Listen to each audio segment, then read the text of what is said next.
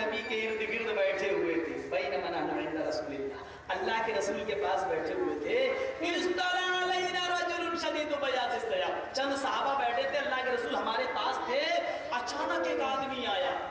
رجل کا لفظ یہ بتلا رہا ہے کہ جبرائیل علیہ السلام انسان کی شکل میں آئے تھے۔ رجل، عربی جاننے والوں کو معلوم ہے رجل کے معنی آدمی، انسان۔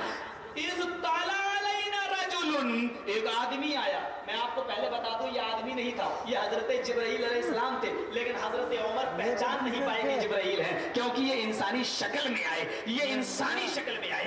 اطلع علینا رجل، ایک آدمی آیا دور سے، شدید بیاض الثیاب، کپڑے بہت زیادہ سفید پہنے ہوئے تھا۔ پتہ یہ چلا کہ فرشتوں کا لباس سفید کپڑا ہے۔ ہمارے بہت سے بھائیوں نے ہری پگڑیاں جو اپنا لی ہیں، یہ ان کے گھر کی ڈگری ہو سکتی ہے اسلام نے۔ شدید بیاض الثیاب، کپڑے بہت سفید پہنے ہوئے تھا۔ شدید کا لفظ بتلا رہا کہ کپڑے بہت سفید تھے۔ پتہ یہ چلا سفید بھی نہیں بلکہ بہت زیادہ سفید کپڑے پہننا یہ فرشتوں کا لباس ہے۔ وہ شدید و سواد الشعر، بال بہت زیادہ کالے تھے، یعنی کوئی بوڑھے انسان کی شکل میں نہیں آیا تھا بلکہ بالکل نوجوان انسان کی شکل میں آیا تھا۔ اچانک آیا جبرائیل انسانی شکل میں، کپڑے بہت سفید، بال بہت زیادہ کالے، لا یری علیہ اثر السفر، لیکن سفر کا جو نشان ہونا چاہیے، ایک مسافر جب آتا ہے سفر سے تو اس کی کیا حالت ہوتی ہے؟ چہرے پہ مٹی ہوگی، بالوں میں مٹی پڑی ہوگی، کپڑے گندے ہو جاتے ہیں سفر میں، اور پھر آج کل کی ٹرینوں کا سفر بھی نہیں، گھوڑے کا اونٹ کا سفر اس دور میں، تو وہ سفر دور سے آیا تھا لیکن مسافر تو تھا، لیکن اس کے کپڑے سفید تھے، بال کالے تھے، چمک رہا تھا، اس لیے لگ نہیں رہا تھا کہ کوئی مسافر ہے۔ جب بیچ میں اٹھنا ہی ہوتا ہے آپ لوگوں کو تو بیچ میں کیوں بیٹھ جاتے ہیں میری سمجھ میں نہیں آتا۔ ڈائبٹیز کے مریض ہیں، سب کو شوگر کی بیماری ہے۔ لا یری علیہ اثر السفر، سفر کا کوئی نشان اس کے اوپر نہیں دکھائی دے رہا تھا، لیکن وہ مسافر اس لیے میں کہہ رہا ہوں کیونکہ وہ میرے گاؤں کا رہنے والا نہیں تھا، میرے علاقے کا رہنے والا نہیں تھا۔ اگر میرے علاقے کا رہنے والا ہوتا تو کوئی تو اس کو جانتا۔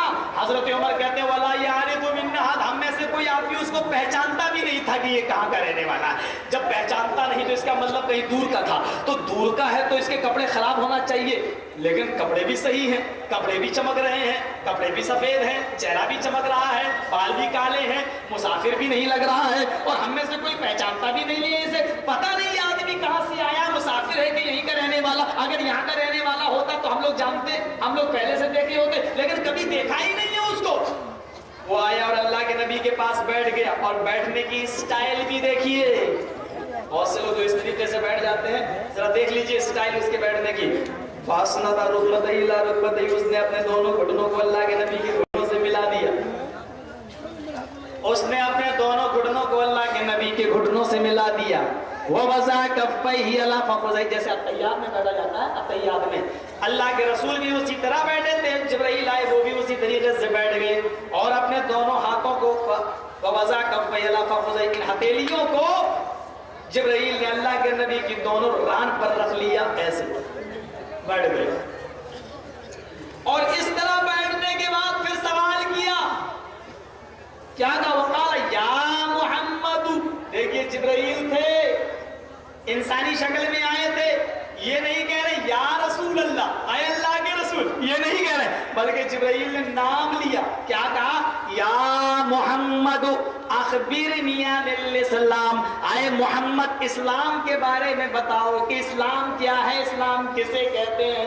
ابھی جو میں نے باؤنڈری بتائی ہے آپ کو، ذرا اس باؤنڈری کے بارے میں سن لیجئے، اسلام کسے کہتے ہیں؟ قال الاسلام ان تشهد ان لا الہ الا اللہ، اسلام یہ ہے کہ تم اس بات کی گواہی دو کہ اللہ کے علاوہ کوئی معبود نہیں ہے، اللہ کے علاوہ کوئی پوجا یوگی نہیں ہے، اللہ کے علاوہ کسی کی عبادت نہیں کی جائے گی، وَأَنَّ مُحَمَّدَ الرَّسُولُ اللَّهِ، اور اسلام یہ ہے کہ اس بات کی گواہی دو کہ محمد اللہ کے رسول ہیں، محمد اللہ کے رسول ہیں، اللہ کی عبادت کی جائے گی، عبادت کسی اور کی نہیں ہے، اور محمد اللہ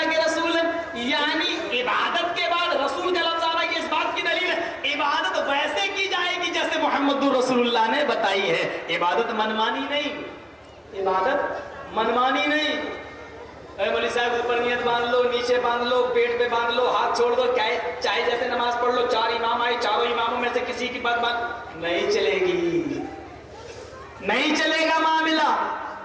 نماز منمانی نہیں. اللہ کے رسول نے نماز کے بارے میں صاف کہہ دیا, صلو کما رأیتمونی اصلی, نماز ویسے پڑھو جیسے تم مجھے دیکھتے ہو نماز پڑھتے ہوئے, جیسے تم مجھے دیکھتے ہو نماز پڑھتے ہوئے.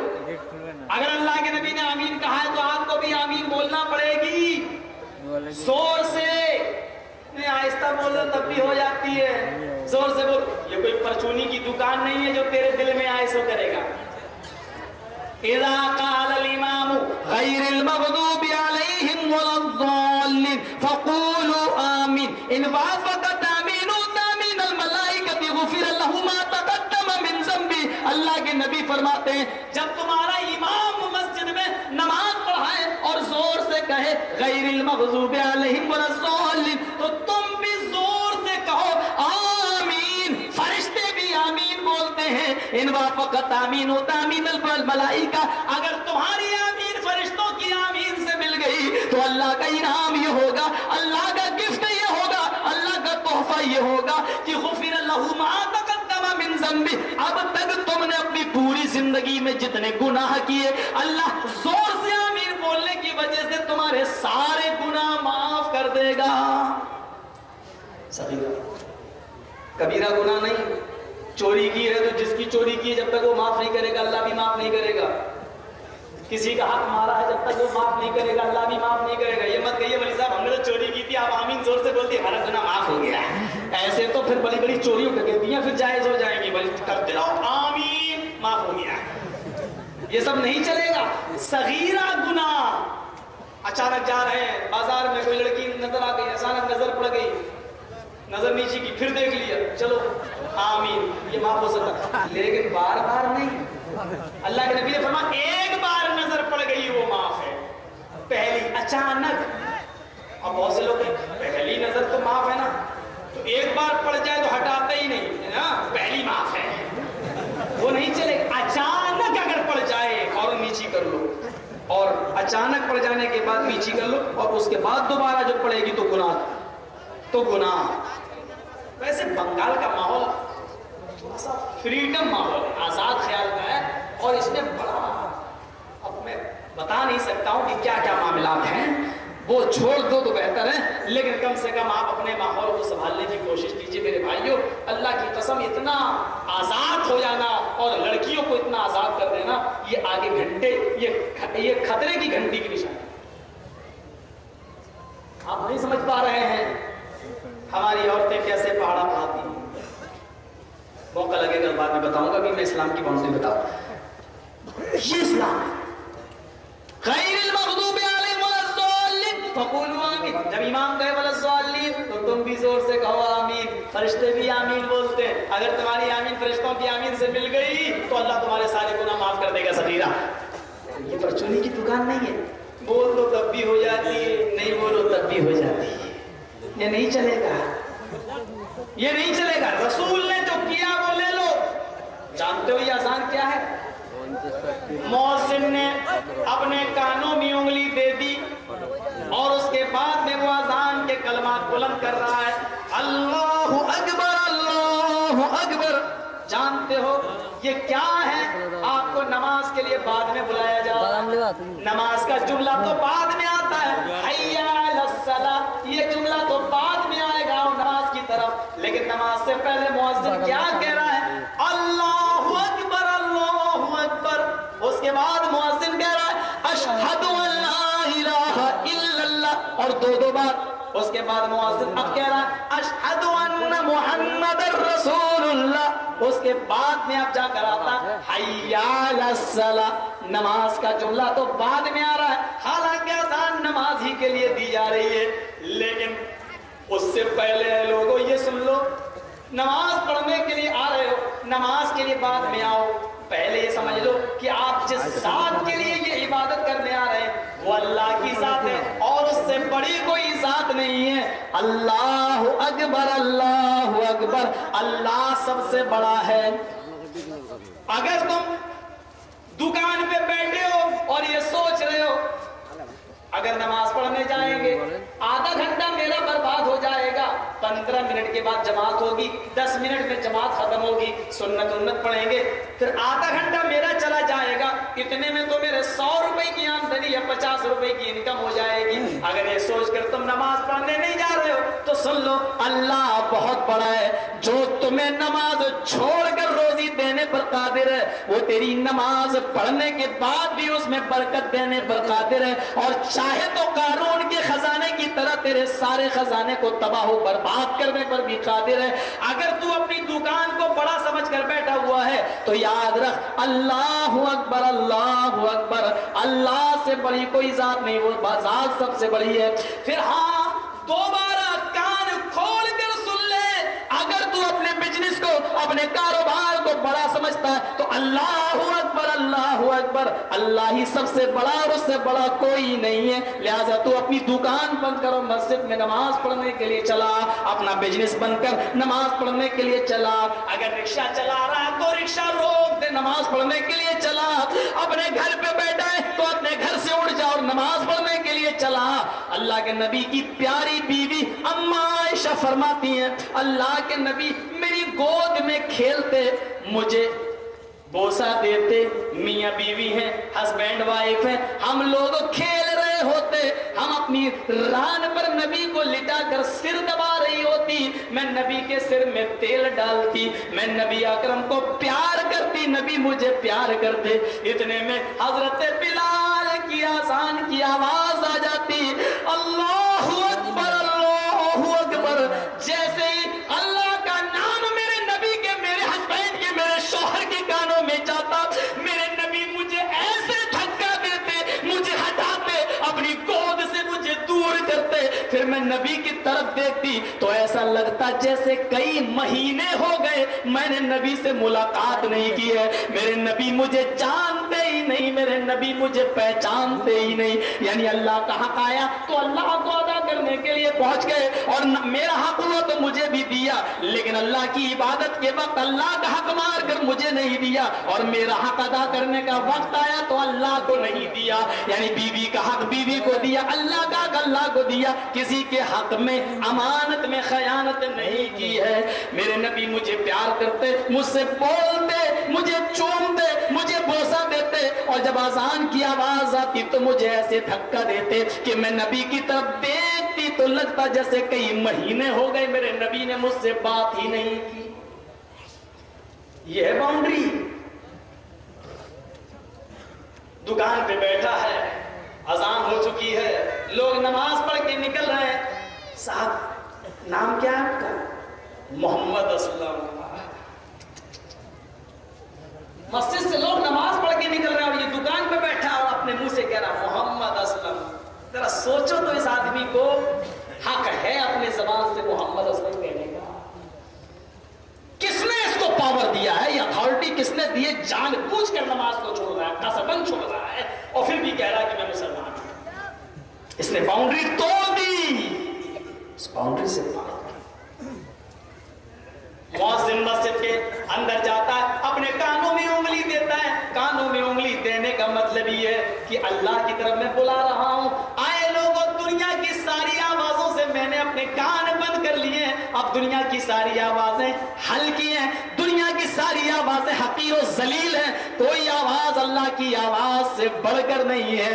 اے لوگوں میں نے ساری آوازوں سے اپنے کان کو بند کر لیا ہے, میں دنیا کی لہو و لعب کی کوئی چیز نہیں سنوں گا, اس لیے کہ میں جو آواز دے رہا ہوں اس آواز سے بڑھ کر کوئی آواز ہی نہیں ہے, اس آواز سے بڑھ کر کوئی آواز نہیں. یہ ہے کانوں میں انگلی دینے کا مقصد. چلیے اللہ کو بڑا مان لیا, اب بھی مت آؤ نماز.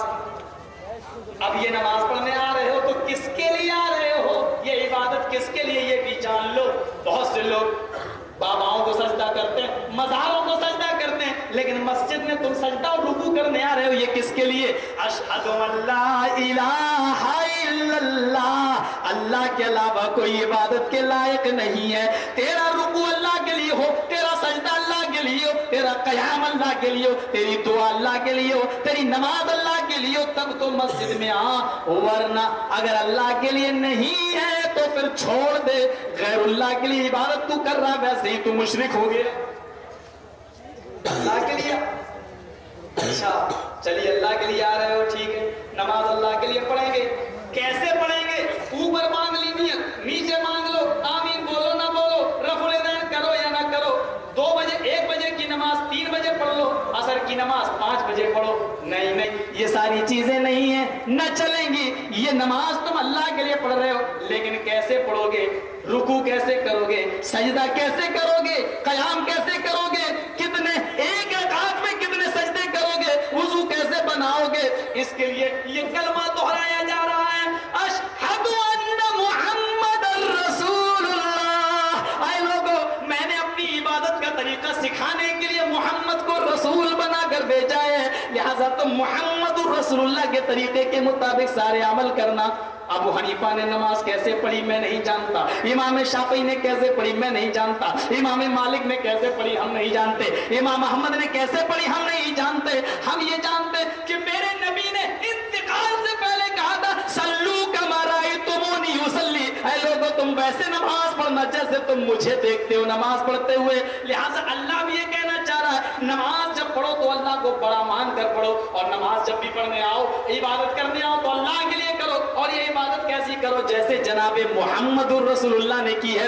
وضو ویسے بناؤ جیسے محمد الرسول اللہ نے کیا ہے, اور نماز بھی ویسے پڑھو جیسے محمد الرسول اللہ نے پڑھی ہے, تب تو یہ نماز قبول. اب یہ 3 کام اگر تم نے کر لیے اللہ کے لیے, اللہ کو بڑا مان کر رسول کے طریقے کے مطابق اگر کرنا چاہتے ہو, تو اب سنو, حی علی الصلاۃ, تو اب آؤ نماز کی طرف, اب آؤ. یہ اب کہا جا رہا ہے نماز کے لیے آؤ. اب یہ 3 کام اگر کر سکتے ہو تو اپنی دکان, اپنے بزنس, اپنی فیکٹری کو بڑا نہ سمجھو بلکہ اللہ کو بڑا سمجھو, بند کرو, فوراً مسجد میں آؤ, اللہ کے لیے پڑھو.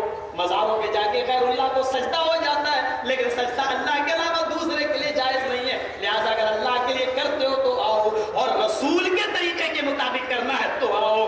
اب آؤ نماز پڑھنے کے لیے. اب جب نماز پڑھ لی تو حی علی الفلاح, یہی کامیابی کا راستہ, یہی جنت میں لے جانے والا راستہ, لہٰذا یہی تمہاری کامیابی کی ضمانت ہے. پھر سن لو, اگر صبح کی نماز کا وقت ہے, نیند کا غلبہ ہے اور تم اٹھتے نہیں ہو, تو حی علی الفلاح کے بعد ایک جملہ اور کہا جا رہا ہے فجر کی نماز میں, الصلاۃ خیر من النوم. اگر نیند سے بہتر تو نماز کو سمجھتا ہے تو جلدی آ, نیند کو چھوڑ, نیند کی قربانی دے, اور اللہ کو خوش کرنے کے لیے تو اپنی سردی اور گرمی نہ دیکھ بلکہ مسجد میں بھاگ, مسجد میں آ. اگر یہ ساری قربانیاں دے سکتا ہے تب تو جنتی ہے, تب تو اللہ کی نظر میں, بارگاہ میں تو اللہ کا برگزیدہ بندہ, ورنہ تو بالکل کچھ نہیں ہے. ہاں, یہ سارے کام کرنے کے بعد سن لو, اللہ اکبر, اللہ اکبر, اس سے بڑی کوئی ذات نہیں ہے, لا الہ الا اللہ, اور عبادت کے لائق بھی اس کے علاوہ کوئی دوسرا نہیں ہے. یہ پھر کہا جا رہا ہے تاکہ آپ بھی سمجھ لیں کہ اللہ سے بڑا کوئی نہیں ہے, اور عبادت بھی اس کے علاوہ کسی اور کے لیے جائز نہیں ہے. یہ ہے اذان کا مطلب, اور یہ ہے باؤنڈری. اذان, نماز کے لیے اذان دی جاتی ہے, ہم یہ سمجھتے خبر ہو گئی بس لوگ آ جائیں. یہ اذان کا مین مقصد یہ ہے. حافظ ابن قیم الجوزی نے, علامہ ابن قیم الجوزی نے زاد المعاد کے اندر اذان کا یہی فلسفہ, یہی منطق, یہی طریقہ بتایا ہے, اور یہ سلسلہ بتایا ہے کہ اذان کا مقصد یہ ہے. ایک ایک چیز کو ہم دیکھ لیں. آئیے اب نماز, تھوڑا سا, پہلی چیز کلمہ تھی نا, کلمہ, اور دوسری چیز اسلام کے اندر کیا ہے؟ نماز. نماز ಯೋಗಿಯು ಜೀತ ಸತತಮಾತ್ಮಾನ ರಾಸಸ್ಥಿತ ಏಕಾಕಿಯ ಚತ್ತಾತಿ ಮಂದಿರಾಶೀರ್ ಪರಿಗ್ರಹ. कोई पंडित भाग नहीं सकता. श्रीमद् भागवत गीता अध्याय 6 मंत्र नंबर 10. कृष्ण जी भी 5 वक्त की नमाज पढ़ते थे. कृष्ण जी भी 5 वक्त की नमाज पढ़ते थे. पढ़ते ही नहीं थे बल्कि वो हिरण की खाल को जाए नमाज बनाते थे. हिरण की खाल कल नमाज पढ़ते थे. मिर्गा चर्म, मिर्ग मानी हिरण, चर्म मानी चमड़ा, हिरण के चमड़े का जाए नमाज बनाते थे. यानी हलाल जानवर हमारे हिंदू भाइयों के यहाँ ही हलाल, उनके इधर भी हलाल है, हमारे यहाँ ही नहीं है, उनके यहाँ पर भी हलाल है. वो भी नमाज पढ़ते थे. आइए नमाज में क्या है, सर एक एक चीज को देखते हुए चलिएगा, आपको पता चल जाएगा नमाज क्या है. मस्जिद में गए, قبلے کی طرف رخ کیا، اللہ اکبر. دیکھیے نیت باندھنے کا طریقہ بھی سمجھ لیجیے. پہلے تو یہ جوڑ ہے، اس جوڑ پہ رکھیے. پہلے طریقہ یہ ہے اور یہ سب سے بہتر طریقہ ہے. دوسرا طریقہ یہ پشت ہتھیلی پر یہ ہے، اس طریقے سے یہ دوسرا طریقہ ہے. اور تیسرا طریقہ یہ بھی ہے کہ آپ اپنے ہاتھوں کی انگلیوں کو کوہنی پر رکھ لیجیے. 3 طریقے نماز کے. کچھ لوگ یہاں اور بہت سے لوگوں کو میں نے ایسے بھی دیکھا کرتے جیسے وہ اللہ سے کشتی لڑنے گئے تھے جنگ میں، ایسے یہ بھی دیکھا میں نے. وہ سب طریقے نہیں. تو یہ اور یہ سینے پر ہاتھ اس لیے باندھی جاتی ہے کہ آدمی دل سے اللہ کی عبادت کرے. اللہ اکبر. اللہ میں دل سے گواہی دیتا ہوں کہ ساری تعریف الحمدللہ رب العالمین. اللہ میں دل سے گواہی دیتا ہوں کہ ساری تعریف تیری ہے. دل سے. جو لوگ یہاں باندھتے ہیں وہ سمجھیں گے وہ کس سے گواہی دیتے ہیں. اللہ بھوکا ہوں پیٹ سے گواہی دیتا ہوں. یہاں باندھتے ہیں تو ذرا سمجھیں کہ وہ یہاں باندھنے کا کیا مقصد ہے. یہ ناف کے نیچے کا حصہ تو ویسے ہی 40 دن کے اندر اندر ایک حد بتائیے صاف کر لو، یعنی وہ ویسے ہی ناپاک حصہ ہوتا ہے اور وہ یہاں ہوتا. ایک آدمی تو ٹرین میں مجھ سے کہتا مولوی صاحب آپ اوپر باندھے تو سردی لگ رہی تھی کیا جو اوپر باندھے تھے؟ ہم نے کہا سردی لگ رہی تھی، میں اللہ سے کمبل مانگ رہا تھا. اور تجھے دیکھا ایسے باندھا تھا، تجھے کیا بھوک لگ رہی تھی جو بھیک مانگ رہا تھا؟ کیا کر رہا تھا؟ کھانا نہ مانگ رہا تھا کیا؟ بہت بری حالت سے لگ رہا جیسے کئی مہینے سے کھانا نہ ملا. ارے یار تم لوگ برا مان جاتے ہو. میں نے کہا برا کیا مان؟ نماز کیا؟ اللہ اکبر. اب دعا پڑھی جا رہی ہے. دیکھیے سبحانک اللہم و بحمدک و تبارک اسمک و تعالی جدک و لا الہ غیرک. یہ حدیث قابل عمل ہے، پڑھ سکتے ہیں لیکن بہت زیادہ صحت کے اندر نہیں ہے. یہ حدیث بہت زیادہ صحیح نہیں ہے، حسن درجے کی ہے، پڑھ سکتے ہیں. لیکن اس سے بھی بہتر اور افضل دعا وہ جو امام بخاری لائے ہیں. اللہ اکبر. اللہم باعد بینی و بین خطایای کما بعدت بین المشرق والمغرب اللہم نقنی من الخطایا کما ینقی الثوب الابیض من الدنس. اس کا ترجمہ بھی غور کرو. اللہم باعد بینی و بین خطایای. دیکھیے دعا مانگی جا رہی ہے، اے اللہ میرے گناہوں کو تو دور کر دے، میرے گناہوں کو تو نشٹ کر دے. کتنا دور کر دے؟ کما بعدت بین المشرق والمغرب. جتنی دوری تو نے پورب میں اور پشچم میں رکھی ہے، اے اللہ تو اتنے دور کر دے میرے گناہوں کو. پورب اور پشچم میں کتنی دوری ہے؟ اے اللہ میرے گناہوں کو بھی اتنا ہی دور کر دے. اے اللہ میرے گناہوں کو تو ایسے دھل دے جیسے دھوبی کی بھٹی میں کپڑے کا میل کچیل اور گندگی صاف ہو جاتی ہے. اے اللہ تو میرے گناہوں کو بھی ایسے ہی دھل دے، برف سے دھل دے، اولے سے دھل دے، شبنم سے دھل دے، پانی سے دھل دے. اے اللہ تو میرے گناہوں کو معاف کر دے، ختم کر دے. یہ دعا کی جا رہی ہے اللہ سے. کوئی ضروری نہیں ہے کہ ہر دعا کے لیے ہاتھ ہی اٹھایا جائے. نبی نے جہاں ہاتھ اٹھایا ہے وہاں ہاتھ اٹھاؤ، اور نبی نے جہاں ہاتھ نہیں اٹھایا ہے وہاں ہاتھ ہم کو بھی نہیں اٹھانا ہے. دیکھیے اللہم باعد بینی و بین خطایای. اب کوئی آدمی ایسے کہے اللہ اکبر اللہم باعد بینی و بین خطایای تو یہ رسول کا مخالف اور رسول کا دشمن مانا جائے گا. آئیے اب ہاتھ بندھا ہے، اب دعا پڑھی جا رہی ہے. الحمدللہ رب العالمین. ساری تعریف اللہ تیرے لیے. الرحمن الرحیم جو بڑا رحم کرنے والا ہے. مالک یوم الدین جو قیامت کے دن کا مالک ہے. ایاک نعبد و ایاک نستعین. اے اللہ تیری ہی ہم عبادت کرتے ہیں اور مدد تجھ سے ہی مانگتے ہیں. دیکھیے اللہ کی عبادت مدد تجھ سے اب دعا مانگ رہا بندہ. اہدنا الصراط المستقیم. اے اللہ ہم کو سیدھے راستے پہ چلا. ہم کو معلوم نہیں سیدھا راستہ کیا ہے. اے اللہ ہم کو سیدھے راستے پہ چلا، صراط مستقیم پہ چلا، قرآن اور حدیث کے راستے پہ چلا. کیسے راستے پہ؟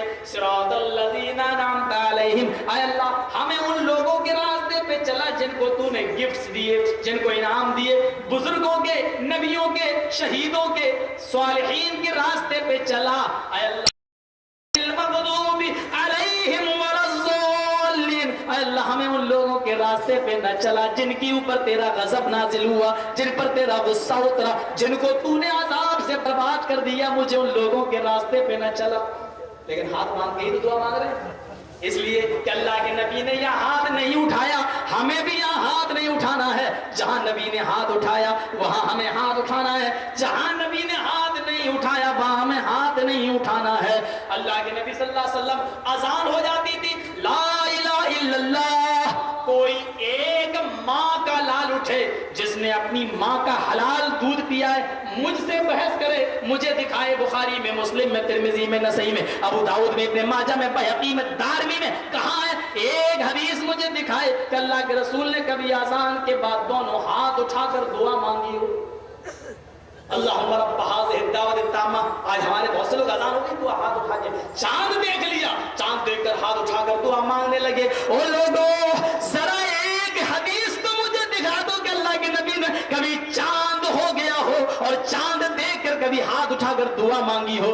ہاں، چاند دیکھ کر ہاتھ اٹھا کر دعا مانگ سکتے ہو، اور اذان کے بعد کی دعا ہاتھ اٹھا کر مانگ سکتے ہو۔ تو کھانا کھانے کے لیے بیٹھو تو کہو بسم اللہ الرحمن الرحیم، پھر کھاؤ۔ وہاں ہاتھ کیوں نہیں اٹھاتے ہو؟ لیٹرین میں جاتے ہو تو کیوں نہیں کہتے ہو اللہم انی اعوذ بک من الخبث والخبائث؟ پھر جایا کرو، مسجد میں جاؤ اور قدم رکھو تو کہو اللہم افتح لی ابواب الرحمتک، یہ دعا مانگ کر ہاتھ اٹھا کر دعا مانگو۔ جب مسجد میں جانے کی دعا ہاتھ اٹھا کر نہیں مانگتے ہو، مسجد سے نکلنے کی دعا ہاتھ اٹھا کے نہیں مانگتے ہو، میرے بھائیو لیٹرین کی دعا ہاتھ اٹھا کر نہیں مانگتے ہو، تو پھر اذان کے بعد کی دعا ہاتھ اٹھا کر اور چاند دیکھنے کے بعد کی دعا ہاتھ اٹھا کر کیوں مانگی جاتی ہے؟ اس کی کیا دلیل ہے اور کس بنیاد پر تم مانگتے ہو؟ میرے پیارے ساتھیو، محمد رسول اللہ، محمد اللہ کے رسول ہیں، اور سارے کام تمہیں ویسے کرنا ہے جیسے محمد رسول اللہ نے بتائے ہیں۔ اگر ثابت نہیں ہے تو تمہیں بھی اپنی طرف سے نہیں کرنا ہے۔ ہم اپنی طرف سے اگر کوئی کام کرتے ہیں تو اس کا مطلب یہ ہے کہ رسول نے وہ کام ہمیں بھول گئے نہیں بتایا۔ جیسے ایک آدمی، سن لیجئے، بہت باریک بات بتلا رہا ہوں اور شاید یہ آپ نے اب تک نہ سنا ہو، سن لیجئے، صحیح مسلم کے الفاظ ہیں، اللہ کے نبی صلی اللہ علیہ وسلم کا زمانہ گزر گیا، ایک صحابی سورج کے نکلنے کے بعد کی نماز پڑھ رہے ہیں جس کو چاشت کی نماز بولتے ہیں، دو دو رکعت کر کے چار۔ اللہ کے رسول نے کبھی دو پڑھی کبھی چار پڑھی، دو بھی جائز ہے، چار بھی پڑھ سکتے ہیں، تو دو دو کر کے پڑھ لیں۔ ایک صحابی نے دو دو کر کے چار پڑھ لی، اس کے بعد میں اور پڑھنے لگے، انہوں نے کئی پڑھ لی، 6 8 10 کئی پڑھ لی۔ تو دوسرا صحابی جو دیکھ رہے تھے تو دوسرے نے کہا اس پڑھنے والے سے، یہ تم چاشت کی نماز پڑھ رہے ہو؟ کہا ہاں۔ کہا اللہ کے رسول کو میں نے دو دو کرتے ہوئے 4 رکعتیں پڑھتے ہوئے دیکھا ہے، اور تم یہ کتنی نمازیں پڑھ رہے ہو، ایسا کیوں کر رہے ہو؟ تو اس آدمی نے کیا جواب دیا جس نماز پڑھ رہا تھا؟ اس نے کہا نماز ہی تو پڑھ رہا ہوں، کوئی شیطانی عمل تھوڑی کر رہا ہوں، اچھا ہی تو کام کر رہا ہوں، کوئی برا کام تو کر نہیں رہا ہوں۔ کہ نہیں، تم اللہ کے رسول صلی اللہ علیہ وسلم کے طریقے کے خلاف کر رہے ہو، نبی نے 4 پڑھی تم 6 8 10 کیوں پڑھ رہے ہو؟ تو اس نے کہا، جو نماز پڑھ رہا تھا اس نے کہا کیا اللہ تعالیٰ مجھے زیادہ نماز پڑھنے پر گناہ دے گا؟ کیا مجھے گناہ ملے گا؟ ارے نبی نے 4 پڑھی، ہم 6 پڑھیں گے، 8 پڑھ رہے ہیں، 10 پڑھ، تو کیا ہوا؟ اللہ کے نبی تو جنت دیے، وہ تو بخشے بخشائے، ہم تو اور زیادہ عبادت کریں گے، ہم تو 6 8 10 پڑھ رہے، تو کیا نماز پڑھنے پر بھی اللہ ہم کو گناہ دے گا؟ کیا زیادہ نماز پڑھنے پر اللہ ہم کو عذاب دے گا؟ تو جانتے ہو اس صحابی نے کیا کہا؟ اس صحابی نے کہا میں یہ تو نہیں جانتا ہوں کہ اللہ تعالیٰ تجھے زیادہ نماز پڑھنے پر گناہ دے گا یا ثواب دے گا، مجھے یہ نہیں معلوم، میں نہیں جانتا کہ اللہ تجھے عذاب دے گا یا ثواب دے گا زیادہ نماز پڑھنے پر، لیکن اتنا مجھے معلوم ہے کہ رسول کی سنت کو چھوڑنے کا اور رسول کی سنت کا مذاق اڑانے کا اور رسول کے خلاف کام کرنے پر اللہ تجھے عذاب ضرور دے گا۔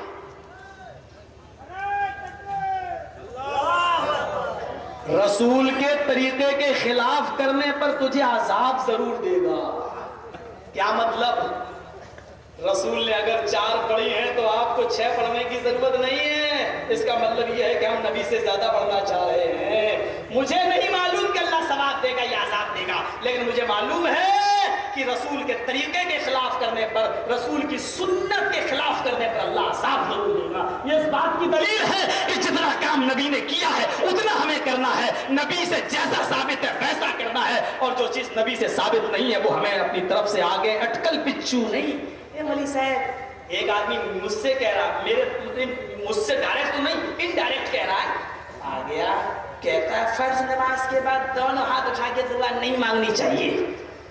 ये कल का लौंडा ऐसे बोलते, ये कल का लड़का हमारे बाप दादा 80 साल से मांगते चले आ रहे हैं, अब तक के मौलवियों को नहीं दिखाई दी हदीस। ये कल कल के लड़के आ गए 10, 15, 20, 25 साल के, ये नई नई हदीसें पेश कर रहे हैं।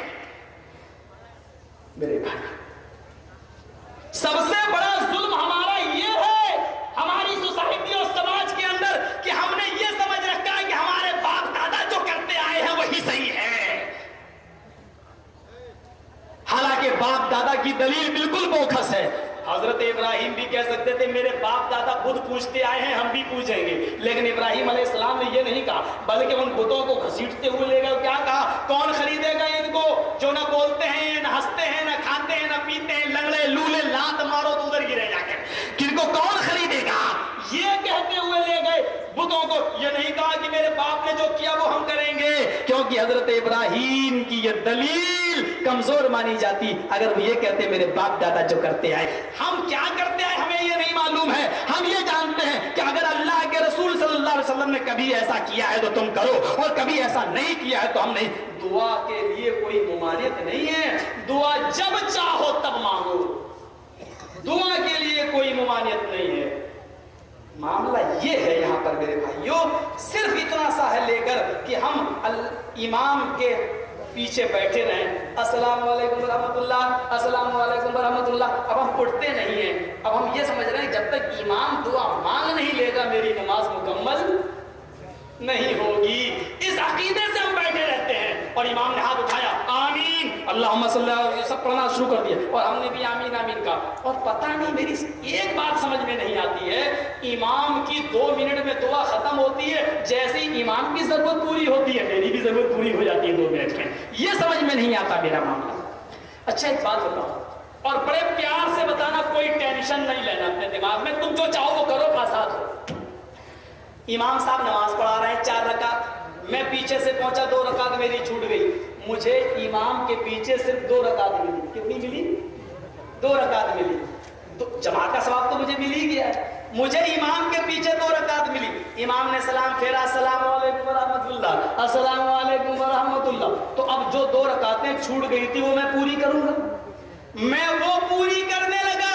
इमाम ने दुआ के लिए हाथ उठा दिया, जबकि इमाम के साथ जो लोग दुआ मांग रहे हैं वो उसको जरूरी समझ रहे हैं, तो इमाम के साथ जो दुआ मांग रहे हैं वो जरूरी समझ के मांग रहे हैं, और वो दुआ मांग रहे हैं। और जब तक हमने 2 रकातें पूरी की और सलाम फेरा, अस्सलाम वालेकुम रहमतुल्लाह, तब तक इमाम ने चेहरे पे हाथ फेर लिया। अब मैं अकेला हो गया, मैं क्या करूं? अब बताइए मैं क्या करूं? अगर आप इसका जवाब ये देते हैं कि नहीं अब आप अकेले मांग लो, तो जब मामला अकेले ही पे ठहरा है तो फिर आप अकेले अकेले दुआ क्यों नहीं मांग लेते हो? जब मामला ही अकेले पे ठहरा है तो आप अकेले अकेले दुआ क्यों नहीं मांग लेते हो? कोई की जरूरत लंबी है, कोई की जरूरत छोटी है, कोई बेचारा अल्लाह से 15 मिनट मांगना चाहता है, कोई बेचारा अल्लाह से आधा घंटा मांगना चाहता है, और कोई ऐसा है जो बेचारा इस तक फुर्सत नहीं है, असर के बाद मांगना चाहता है। जब मामला अकेले ही पे ठहरा है तो अकेले अकेले आप दुआ क्यों नहीं मांग लेते हो मेरे भाइयों? और दुआ बंदे का पर्सनल मामला है, इसको इज्तिमाई तौर पर नहीं मांगना चाहिए, बल्कि अपना पर्सनल मामला अल्लाह से रखना चाहिए। इमाम कह रहा है अल्लाह मैं कुआरा हूं, मुझे दीनदार लड़की अता फरमा, हम कह रहे हैं आमीन। फायदा तो इमाम का हो रहा है, आपका क्या हो रहा है जरा बताओ? इमाम कह रहा है बेचारा, एक मिनट, इमाम कह रहा है एक मिनट, वो आप हमसे बात में करेंगे, इस वक्त तकरीर हमें कर लेने दीजिए, ये बात में होगी हमारी बात की। तो इमाम बेचारा कह रहा है, मामूल के मुताबिक भी कह रहा है, मैं कह रहा हूं कि मुझे तकरीर कर लेने दीजिए पहले भाई।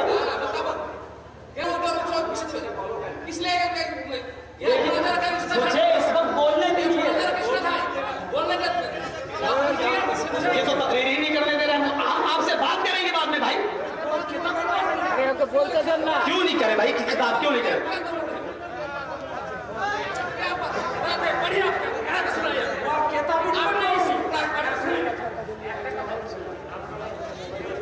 इस वक्त हमें तकरीर करने दीजिए, मुझे दूसरी बात बताना, मैं आपको बताऊंगा बाद में, मेरे पास भी रखे हुए हैं सारे बंदे तो आप दिखला रहे हैं, इस तरीके की बातें नहीं की जाती है। मैं मामले को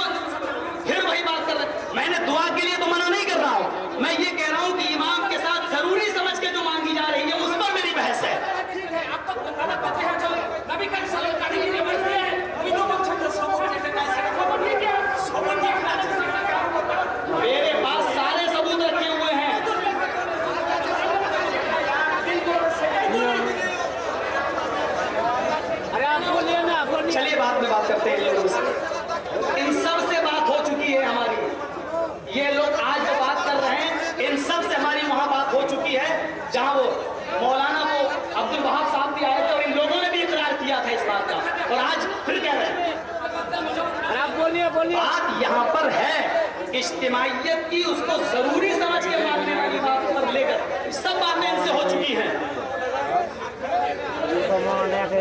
तो मैं कहना ये चाह रहा था, बैठिए, ये सब होते हैं, मैं तो 10 साल से सब भुगत रहा हूँ, आप लोग इस खामोश रहिए। ये क्या है, दिल्ली मुंबई की बात जैसे लोगों से भाई बात कर चुके हैं, बात दूसरी नहीं है। सब लोग बैठ चुके हैं हमारे साथ, बैठ के बड़ी संजीदगी से, बड़े प्यार से बातें हो चुकी है। और सबने इकरार इस बात का किया था उस मौके पर जब गैस कंपनी के यहाँ ये बात हुई थी, सबने इस बात का इकरार किया था चोली साहब, आप जो बात ये कि फर्ज समझ के और जरूरी समझ के नहीं मांगना चाहिए, और उसी पर तो और क्या बात हो रही है।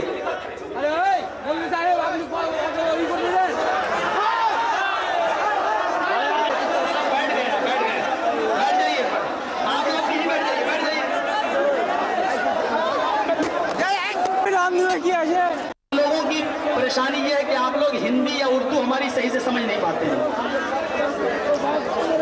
अब वो सारा मामला खत्म हो गया है। मैं आपको फिर बता देता हूं कि ये जो मामला इन्होंने छेड़ा है उस पे आप कोई एक्शन न लें, वो सब छोड़ दीजिए। इन जैसे लोगों से हमारी रोजाना बहसें होती रहती हैं। आज तो आपने तो आज ही हंगामा देखा है, वो दौर याद करो कि आज से 10-15 साल पहले, 8 साल पहले जब बॉम्बे के अंदर बाल ठाकरे ने भी यही हंगामा किया था हमारे साथ, और वो कैसेट आपके सामने आई होगी, और नहीं आई होगी तो वो सीडी में आप तक पहुंचा दूंगा। वो सीडी देखिए जिसमें बाल ठाकरे से और हमारी जो आमने सामने बहस हो रही है, और वो भी गाय का गोश्त लेकर बहस हो रही है कि राम ने खाया, सीता ने खाया, लक्ष्मण ने खाया, और हम बेड़ियों में जकड़े हुए हैं, हाथों में हथकड़ियां पड़ी हुई हैं। हम उस वक्त नहीं डरे तो आज हमको कौन डराएगा। मेरी पूरी जिंदगी मेरे भाइयों इसी में गुजर गई है। सारी दुनिया से ये मसला उठता चला जा रहा है। अच्छा ये बताइए कि सऊदी अरब से बड़ी कोई दलील है? खाने काबा में हज होता है, मस्जिद नबी जहाँ 1 रकात नमाज पढ़ने का सवाब अल्लाह के नबी ने फरमाया 1000 रकात पढ़ने के बराबर, हदीस में आया 50,000 रकात के बराबर। और खाने काबा में 1 रकात नमाज पढ़ने का सवाब 1,00,000 रकात के बराबर है। अरे रुक जाइए ना, उसको 1,00,000 रकात पढ़ने के बराबर है खाने काबा में।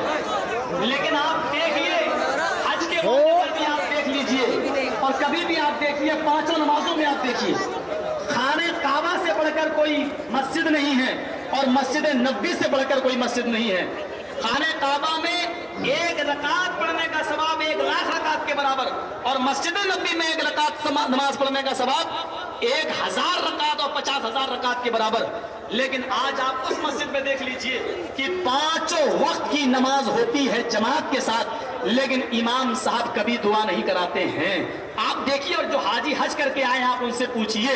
लेकिन यहाँ एक छोटा सा मसला लेकर उसको इतना गंभीर बना दिया गया है, जबकि ये सारे मौलवी मेरे पास बैठकर सब इस बात का इकरार कर चुके हैं, सब इस बात का इकरार कर चुके हैं कि हाँ दुआ मांगना जरूरी नहीं है, जिसका दिल चाहे मांगे। और वही बात मैं यहाँ कहने जा रहा हूँ कि फर्ज नमाज के बाद दोनों हाथ उठाकर दुआ मांगना इमाम के साथ जरूरी नहीं है। ये सारे मौलवी बैठकर जिसने हमको टोका, ये मौलवी भी हमसे कह चुका है, और सारे मौलवी इस बात का इकरार कर चुके हैं कि नमाज के बाद दुआ जुज नहीं है, जुज नहीं है। और इस बात को हम यही तो अब आपसे कह रहे हैं कि इमाम जब हाथ उठाए तब हम हाथ उठाएं, इमाम जब चेहरे पे फेरे तब हम चेहरे पे फेरें, और इसको जरूरी समझ के मांगना ये चीज सही नहीं है, और हमें इसको छोड़ना पड़ेगा। आप अल्लाह ताला से कितनी देर मांगना चाहते हैं ये आपका मामला है। भाई मेरी बेटी जवान है, एक मिसाल के तौर पर मेरी बेटी जवान है और मेरी बेटी का रिश्ता नहीं आ रहा है, तो हम अल्लाह ताला से खूब रोएंगे, गिड़गिड़ाएंगे, कहेंगे कि अल्लाह हमारी बेटी जवान है, अल्लाह दीनदार लड़का अता फरमा दे। हम वो दुआ 15 मिनट भी मांग सकते हैं, 20 मिनट भी मांग सकते हैं। क्या जरूरी है कि हम 1.5 मिनट और 2 मिनट में इमाम के साथ पूरी कर लेंगे? हैं? हमारी और भी जरूरतें हैं। आप अपनी जरूरत 1 घंटा मांगो, 2 घंटा मांगो, कोई नहीं रोक रहा है। और फर्ज नमाज के बाद दुआ मांगने से हम आपको मना नहीं कर रहे हैं, मना सिर्फ इस बात से कर रहे हैं कि उसको जरूरी समझ लेना कि इमाम के बाद हम हाथ उठाकर दुआ मांगेंगे और ये जरूरी है, और जब तक ये हम मांगेंगे नहीं हमारी नमाज नहीं होगी। अगर ये कह के हम दुआ मांगते हैं और इस अकीदे के साथ मांगते हैं तो ये चीज सही नहीं है मेरे भाइयों, जो इस्लाम से कोसों दूर है। अब हमने इतनी बड़ी हदीसें पढ़ी है अल्लाह के रसूल की कि अल्लाह के रसूल ने कभी हाथ उठाकर दुआ नहीं मांगी कि कब चांद हुआ। लेकिन आप बताइए आपके इलाके में लोग मांगते हैं कि नहीं मांगते? चांद होता है तो हाथ उठाकर दुआ, और अजान हो जाती है तो दुआ मांगते हैं कि नहीं? अल्लाहुम्मा रब्बा हाज़िहि दावति ताम्मा, अजान के बाद हाथ उठाकर। मैं यही तो कहना चाहता हूं कि रसूल ने जो किया है वो हमें करना है। और इतनी बड़ी दलील मैंने दी है कि वो सहाबी कह रहे हैं, क्या कह रहे हैं कि तुम नमाज ज्यादा पढ़ रहे हो, इस पर सवाब मिलेगा या नहीं मिलेगा मैं नहीं जानता हूं, लेकिन रसूल की मुखालिफत तोड़ रहे हो, रसूल की सुन्नत को तोड़ रहे हो, इसलिए इसका अज़ाब तुम्हें जरूर मिलेगा। यानी सुन्नत रसूल की मुखालिफत नहीं होनी चाहिए हमारे और आपके सामने, हमें कोशिश करनी चाहिए। मैं चाहता था कि इस मसले पर सेहत हासिल बहस करूं, लेकिन मैं जानता हूं कि यह मसला आवाम को पसंद है, मैं जानता हूं कि आप लोग इस मसले को हलक के नीचे उतार चुके हैं, लेकिन हमारी जमात के चंद कठमुल्ला इस मसले को हल नहीं होने देना चाहते। चंद लोग ऐसे हैं जो इस मसले को हल नहीं होने देना चाहते हैं। पूरी सरजमीन पर जमीयत अहले हदीस हमारा मरकज है, उसने फैसला कर दिया। आपके मौलाना ऐनुल बारी साहब जो सबसे बड़ा हीरो है पूरे बंगाल का इल्म का, समंदर है वो पूरे इल्म का, कुरान और हदीस का, उसका भी फतवा आ चुका है। लेकिन ये कठमुल्ला जो इनको पढ़ा देगा, अलिफ बेते से पढ़ा देगा, वो ऐनुल बारी। ऐनुल बारी इतना काबिल आलिम है, ताली नहीं बजाइए आप, ताली नारा लगा सकते हो आप। ऐनुल बारी साहब इतने बड़े आलिम है मेरे भाइयों, इल्म का समंदर है कि हम जैसे मौलवियों को पढ़ा देगा कि क्या सही है क्या गलत है। लेकिन उसका फतवा है कि जमात के साथ जरूरी समझकर दुआ मांगना बिदअत है, और ये लोग बहुत बड़े बड़े मौलवियों की बात नहीं मान रहे हैं मेरे भाइयों। बड़े बड़े आलिम मुत्तफिक हो चुके हैं, लेकिन आपके औरंगाबाद के चंद कठमुल्ला इस मसले को सुलझने नहीं देना चाह रहे हैं, ये उसको जानबूझ के उलझाना चाह रहे हैं। अब अवाम में बेदारी आ चुकी है, अवाम समझ चुकी है दुआ मांगना इबादत है, और इबादत अकेले में की जाती है, जमात के साथ फर्ज नमाज पढ़ी जाती है। अब कोई आदमी सुन्नत नमाज जमात के साथ पढ़े तो लोग उसको क्या कहेंगे? फर्ज नमाज आप पढ़ते हो ना, सोहर की कितनी फर्ज है? 4, 10 रकात पढ़ते हो ना, 4 सुन्नत 4 फर्ज 2 सुन्नत। फर्ज नमाज जमात के साथ है, अब सुन्नत तो जमात के साथ नहीं है। अब कोई आदमी मौलाना साहब से कहे मौलवी साहब सुन्नत भी हमें जमात के साथ पढ़ा दो, ज्यादा सवाब मिलेगा, तो ये गुनाह पड़ेगा उसको, क्योंकि सुन्नत अकेले पढ़ी जा सकती है, क्योंकि सुन्नत अकेले की इबादत है, दुआ भी अकेले की इबादत है। लिहाजा इसको जमात के साथ न मांगकर अकेले मांगना ही ज्यादा बेहतर है, और अकेले आप मांगिए।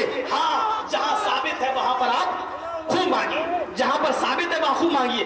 जलसे के बाद अल्लाह के नबी ने फरमाया अल्लाहुम्मा हदिना फीमन हदैत, अल्लाह हम सबको हिदायत दे, आप मांगिए। जनाजे की नमाज में अल्लाह के नबी ने जोर से दुआ मांगी है, जैसे जब अल्लाहु अकबर और अल्लाहुम्मा सल्ली अला मोहम्मद, उसके बाद में अल्लाह के नबी ने जोर से पढ़ी है अल्लाहुम्मा इग़फिर li हय्यिना व मय्यतिना व शाहिदना व गायबना व सगीरना व कबीरना। ये दुआ अल्लाह के नबी ने पढ़ी है, आप भी पढ़िए। यानी जो चीज साबित है वो हमें करना है, और जो साबित नहीं है वो हमें नहीं करना है। हम अल्लाह से दुआ करते हैं कि अल्लाह ताला हमें इन कठमुल्लाओं के नापाक इरादों से महफूज फरमाए, और कुरान और हदीस की जो सही बातें हैं उस पर अमल करने की तो हमें पूरी पूरी तौफीक अता फरमाए। मेरे भाइयों, ये इस्लाम की रूह है नमाज, और नमाज भी हमें वैसे पढ़ना है जैसे मुहम्मदुर रसूलुल्लाह सल्लल्लाहु अलैहि वसल्लम ने पढ़ी है।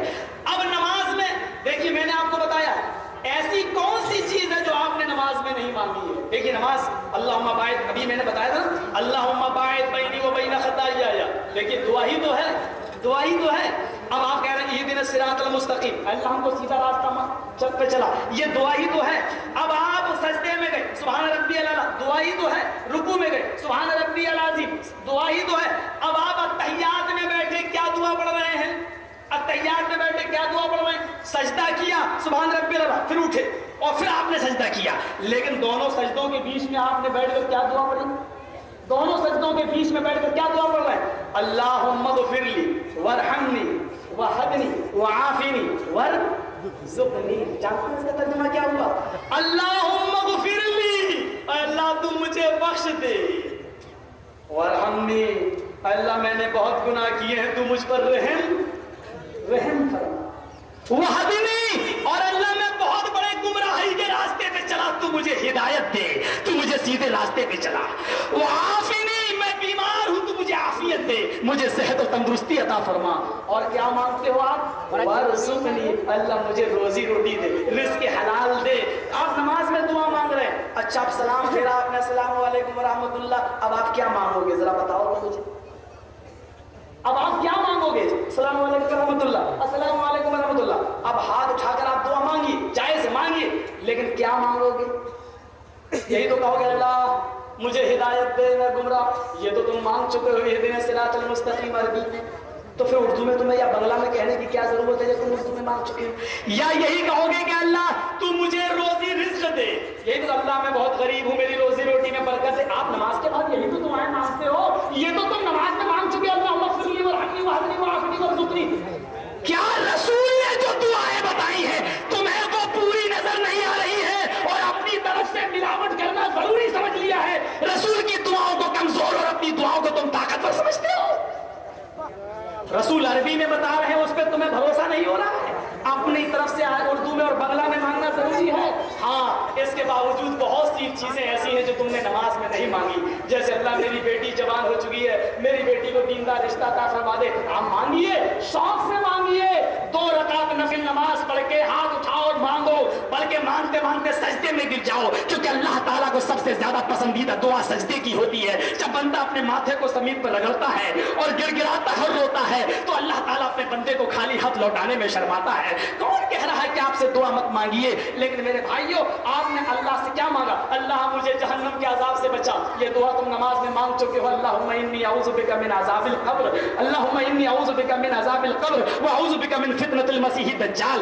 یا تم یہ کہہ چکے اللہ میں نے اپنے آپ پر بہت بڑا ظلم کیا, اللہ تم مجھے معاف کر دے. یہ دعا تم عربی میں مانگ چکے ہو. اللہم انی ظلمت نفسی ظلما کثیرا ولا یغفر الذنوب الا انت. میری سمجھ میں نہیں آتا, پوری نماز ہی تو دعا ہے, بعد میں ایکسٹرا کون سی دعا تمہیں چاہیے جو تم نے نماز میں نہ مانگی ہو؟ یہ میری سمجھ میں نہیں آتا ہے.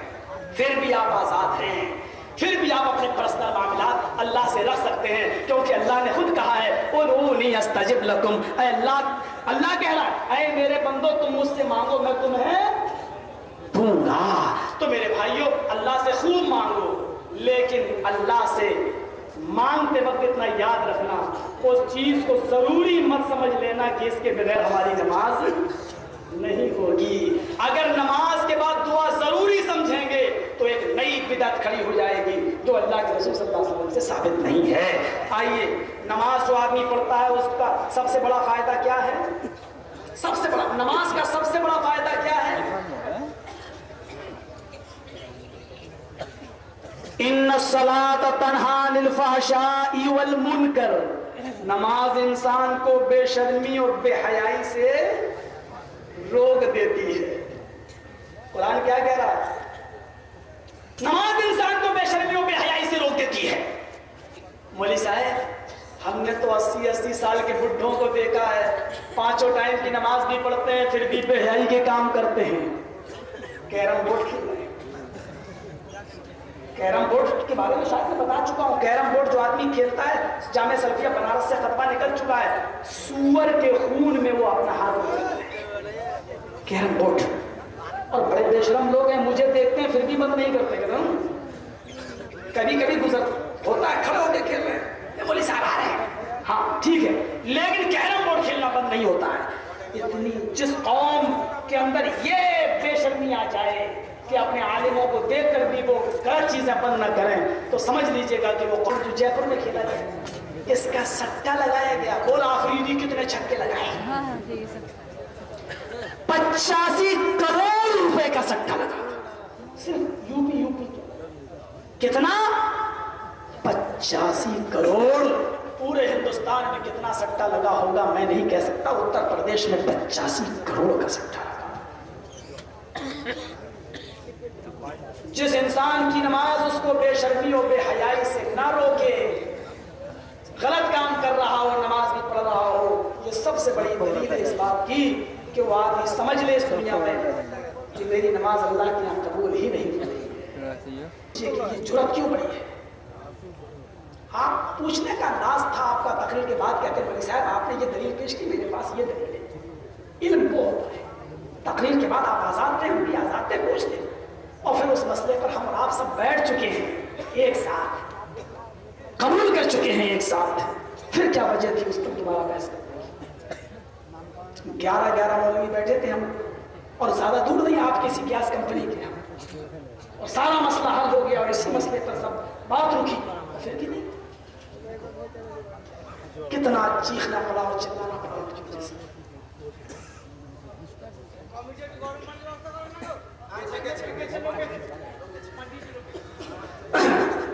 بمبئی میں گیا، غیر مسلم تھے، انہوں نے اگر مجھے ٹوکا تو کوئی بڑی بات نہیں تھی کیونکہ وہ ہندو تھے، بال ٹھاکرے ہندو تھا۔ کیا کہتا ہے معلوم ہے آپ کو؟ مولی صاحب، گائے کو ماں کیوں نہیں کہتے ہو؟ سوال دیکھیے اس کا کیا جواب دیا جاتا ہے اس کا۔ کہنے لگا گائے کو ماں کیوں نہیں مانتے ہو؟ میں نے اس سے کہا کہ تم بھینس کو نانی کیوں نہیں کہتے ہو؟ آپ کو کبھی میں وہ سیڑھی دکھاؤں گا، آپ دیکھیے چوراہے پر لگا، لیکن ایک دن کے بعد مجھے دے دیجیے گا میری سیڑھی۔ ہماری بال ٹھاکرے کی جو ملاقات ہوئی، کیا مطلب؟ میں نے کہا 8 کلو گائے دودھ دیتی ہے تو ماں ہو گئی، 16 کلو بھینس دودھ دیتی ہے وہ نانی کیوں نہیں ہوئی؟ اس طریقے کے سوالات۔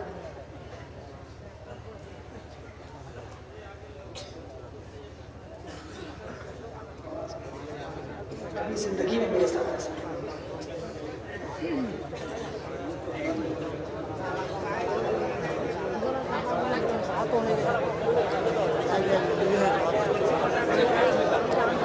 چائے والے سے چائے لے لو نا۔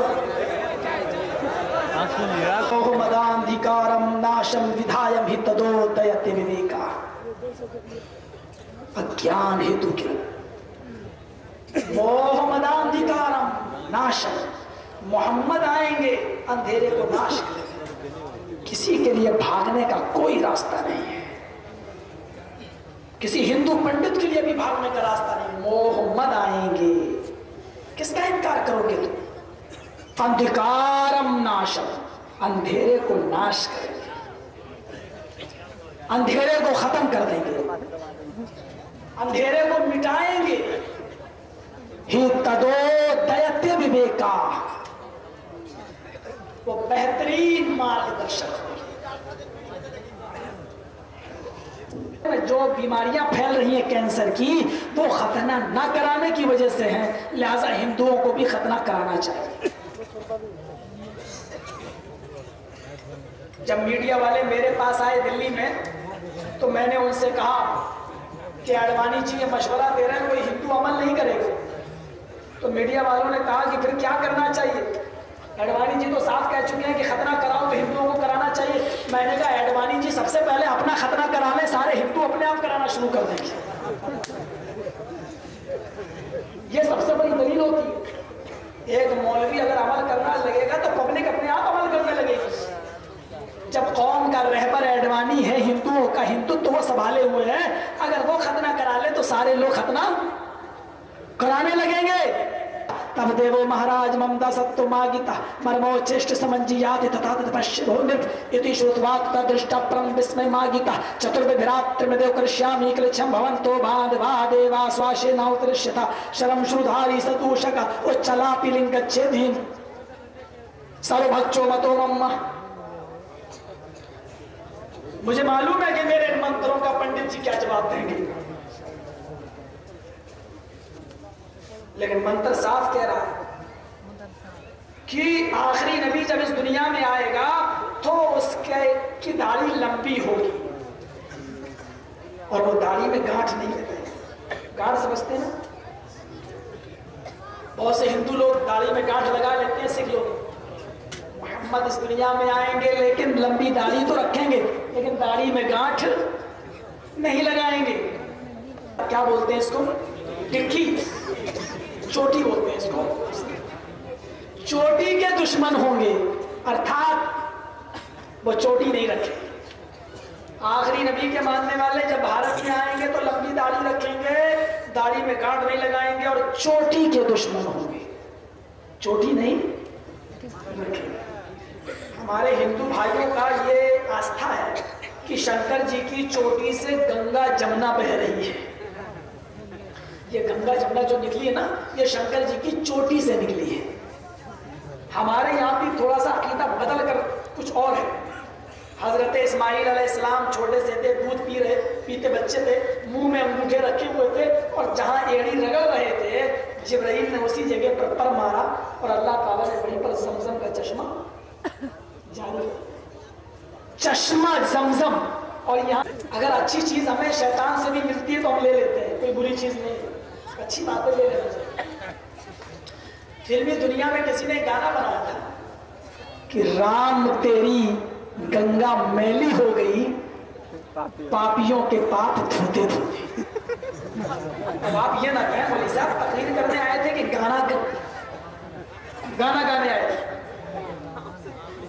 کتنی اچھی بات اس نے کہا ہے اس کے اندر کہ رام تیری گنگا میلی ہو گئی پاپیوں کے پاپ دھوتے دھوتے. اس نے بہت بڑے عقیدے کی اصلاح کی.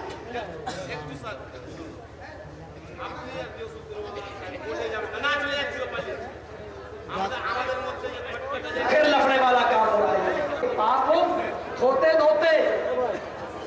لیکن آج تک کسی نے بھی اس کے اوپر کیس نہیں کیا جس نے یہ گانا بنایا، اس لیے کہ پاپیوں نے اتنا اس میں اسنان کیا، اتنا غسل کیا، اتنا غسل کیا، اتنا غسل کیا کہ وہ پاپیوں کے پاپ دھوتے دھوتے گنگا اب گندی ہو گئی، میلی ہو گئی. اب کوئی دوسرا آدمی اس میں نہانا چاہتا ہے تو گناہ اس کے گندے چڑھتے ہیں اس کے اوپر. تو حقیقت یہ ہے کہ گنگا سے مراد یہ نہیں ہے آخری نبی اس پوتر شہر کی طرف آئے گا جہاں گنگا کا پوتر جل ہوگا، یعنی جہاں زمزم جاری ہوگا اس جگہ پر اللہ کا پیارا نبی آئے گا. شرم شروع دھاری، وہ لمبی داڑھی رکھیں گے، داڑھی میں گانٹھ نہیں لگائیں گے، چوٹی کے دشمن ہوں گے، اور چوٹی کے دشمن ہونے کے ساتھ ساتھ ان کے اندر ایک چیز اور کیا ہوگی، اچھالاپی. دیکھیں ہندو دھرم کی کتاب ہے منوسمرتی، اونچے سور میں آلاپ کریں گے اور لوگوں کو بلائیں گے عبادت کے لیے. آلاپ کس کو کہتے ہیں؟ زبان سے بولنے کو. اور مندروں میں زبان سے بول کر نہیں بلایا جاتا ہے بلکہ مندروں میں گھنٹی بجائی جاتی ہے. اچھالاپی، اونچے سور میں آزان دیں گے. اور آزان کیسے دیں گے؟ آزان بھی ویدوں میں لکھی ہوئی ہے. دیکھیے آزان وید میں کیسے ہے، اسم اللہ اللہ اللہ مترا ورو اسم اللہ محمد رسول رگ برس اسم اللہ اللہ مترا ورو. کیا یہ آپ کو اسم اللہ اکبر کی بگڑی ہوئی شکل نہیں دکھ رہی ہے؟ اللہ مترا ورو اشہد ان لا الہ الا اللہ محمد رسول رگ برس اشہد ان محمد رسول اللہ. محمد اللہ کے سب سے بڑے رسول ہوں گے. یہ وہ اپنی مسجدوں میں اپنی عبادت گھروں میں کہیں گے اور لوگوں کو اپنی طرف بلائیں گے. اور کیا کریں گے؟ دیکھیں ساری باتیں مسلمانوں ہی کے ہاتھ میں ہو رہی ہیں. لمبی داڑھی رکھیں گے، گانٹھ نہیں لگائیں گے، چوٹی نہیں رکھیں گے، اونچے سور میں آلاپ آزان دیں گے. اور سب سے بڑی بات جو بتائی گئی وہ یہ کہ لنگ گچھتی ختنہ کرائیں گے. لنگ گچھتی، لنگ مانی عضو تناسل اور گچھ مانی کاٹنا، آگے کا حصہ. ختنہ کس کو کہتے ہیں؟ شرم گاہ میں جو آگے کا حصہ ہوتا ہے پیشاب کا وہ کاٹ دیا جاتا ہے، اسی کو ختنہ کہتے ہیں. وہ ختنہ کرائیں گے. آج سارا مسلمان ختنہ کرا رہا ہے. یہ ہندو دھرم کی کتابوں میں آج بھی لکھا ہوا ہے. منوسمرتی پرتیشت کرو تیسرا کھنڈ ادھیائے 3 मंत्र नंबर 25, 26, 27, 28, 29, 30 पूरा लिखा। और जब मैं ये कहता हूं कि आपके मजहब में खतने का सबूत है, तो हमारे हिंदू भाई क्या कहते हैं, बस मानता ही नहीं साहब खतरा नहीं है। ट्रेन में एक बेचारे पंडित जी मिल गए, बहस हो गई उनसे, तो मैंने उनसे कहा कि नहीं भाई खतने का जिक्र तो आपके इधर भी है। बोले नहीं मानता हूं मैं। किसने कराया? मैंने कहा शंकर जी ने कराया। अब वो गुस्से में आग बगोला हुआ मेरी तरफ कहता राम राम राम। भाइयों को भी अल्लाह रब्बुल आलमीन से हम दुआ करते हैं कि नेक राह पे चलने की हिदायत अता फरमाए और उनको भी सच्ची समझ अता फरमाए। व मा अलैना इल्लल बलागुल मुबीन व आखिरु दावाना अल्हम्दुलिल्लाहि रब्बिल आलमीन। अस्सलामु अलैकुम। एक बात